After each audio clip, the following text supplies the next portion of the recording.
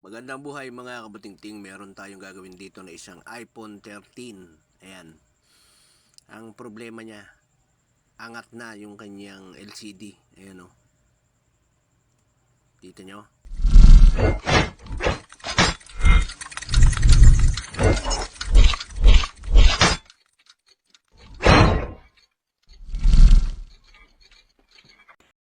Dahil lumobo na yung kanyang battery.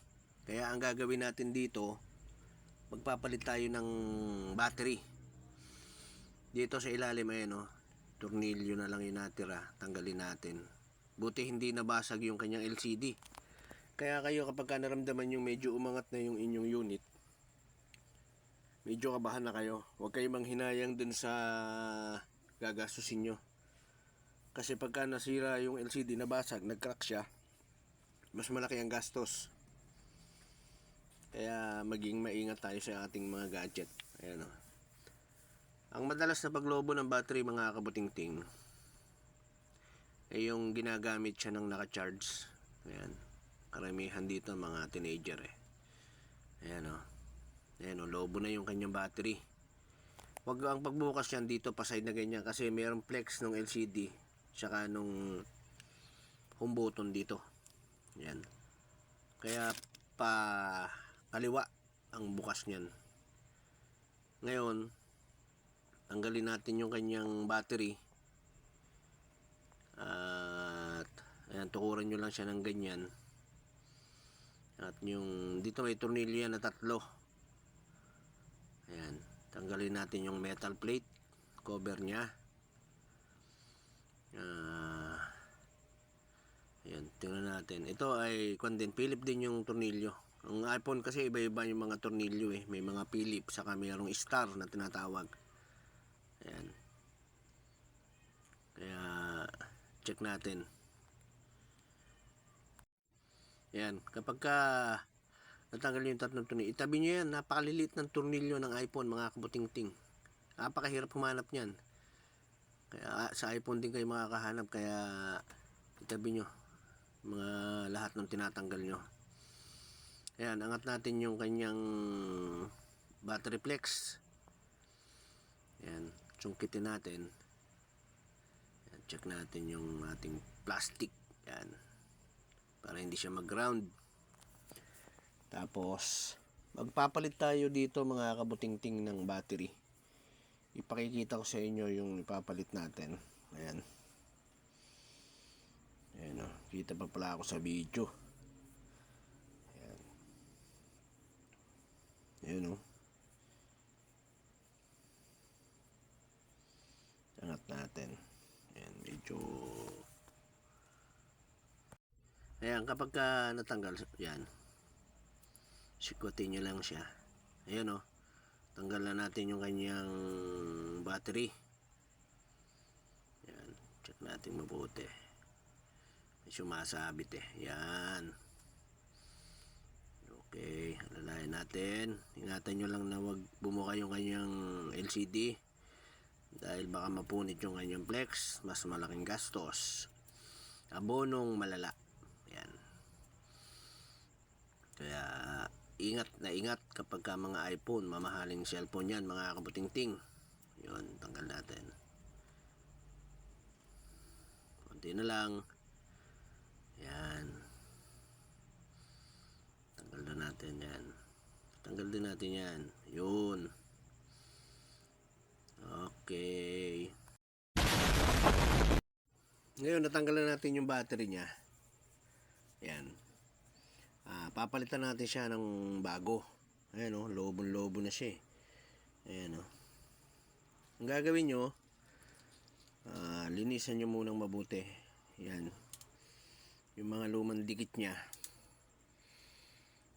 lalagyan nyo siya ng panibago. Para hindi magalaw yung ating battery kapag kahit malaglag siya o ano. Walang maging problema. Ayan, tiyagain nyo lang natanggalin. Kahit kamay yan, matatanggal yan. Ayan. Para kapag inilagay natin yung bagong battery, panibagong dikit yung ilalagay natin. May mga nabibili rin na battery mga kabutingting, yung mga natawag na class A original. May mga dikit na yun. Babaklasin nyo na lang yung pinaka plastic nya, cover ng sticker. Yan.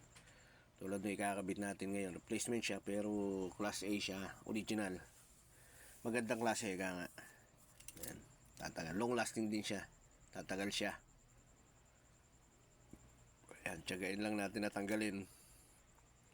At pag nalinis na natin, ilalagay na natin yung bago. Pakikita ko sa inyo para magkaroon kayo ng idea kung ano yung magandang klaseng battery.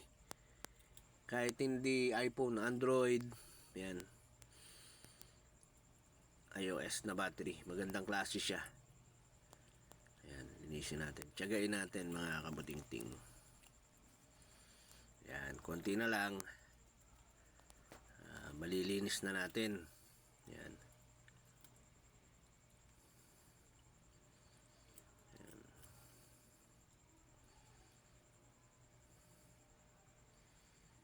Yun, konti na lang. Ikaw ay napadaan sa aking channel, please mga kabutingting, suportahan ng aking channel, like and comment, subscribe na rin at click mo ang notification bell para maging updated ka sa mga susunod na video. Yan. Okay. Yun. Okay na. Nalinis na natin. Wala kaming pakialam! Ayan mga kabutingting. Ito yung sinasabi ko sa inyo. Ayan. Paxcom. Ayan. Ayan o. Same siya. Yan yung ipapalit natin na battery. Ayan.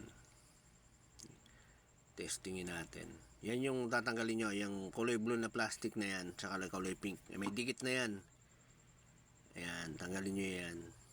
Para hindi mag-overheat yung ating battery. Ayan o. May dikit na yan. Ilalapat na lang natin yan. Ayan. Check natin buti. Ayan. Ang gawin nyo, pag nahirapan kayo dyan sa ganyang diskarte, ikabit nyo na muna yung battery flex. Saka nyo siya ilapat ng maayos. Yan, ganyan. Pag naikabit nyo, yun o. Diin nyo ng konti yung battery. Okay. Tabi natin. At okay. Ikakabit na natin yung tatlong tornilyo dito sa cover, metal cover. Ayan o. Ng ating battery flex. Saka nung touch ng ating LCD. Ayan, home button. Tatlo yan, napakaliliit mga kabutingting. Kaya ayan o, tinan nyo yung hawak ko, kitang kita yun. Ang liit nyan. Ayan o. Kaya medyo komplikadong magkabit nyan talaga. Pag nalaglag, naku po, hanap na malala. Kaya kailangan may magnetic yung inyong tools pagkakabit. Yan yun, no? Ang liit nyan. Tatlo yan. Kabit natin. Tapos susunod natin yung ating LCD na. Yan. Okay. Isa na lang. Yan. Naikabit na natin. Okay. Sunod natin. Ayan. Ang pagkakabit ng LCD niyan mga kabutingting, unahin nyo sa ibabaw. May lock yan eh. Tapos diinan nyo. Paikot. Ayan o. Tutunog yan. Maglalak din yan. Katulad din ng mga Android na unit. Ganyan. At yung dalawang tornilyong mahaba sa ilalim ay huwag nyong kakalimutan. Yan. Ikabit natin. At pwede na ulit gamitin nung may-ari yung ating ginawa. Ito ay iPhone 13 change battery. Yan. Kabit natin. Sana lang. Ayun. Nag-o-on na siya mamaya. I-on natin.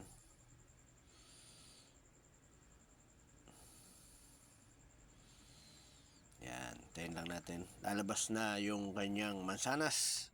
Yun. Lumabas na yung kanyang mansanas na may kagat.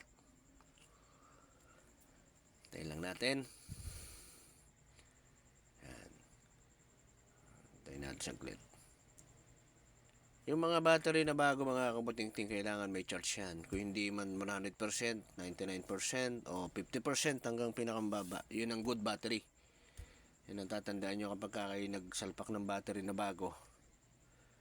Ayan o. 99% mga kabuting-ting yung battery nyan. Okay, ayan o.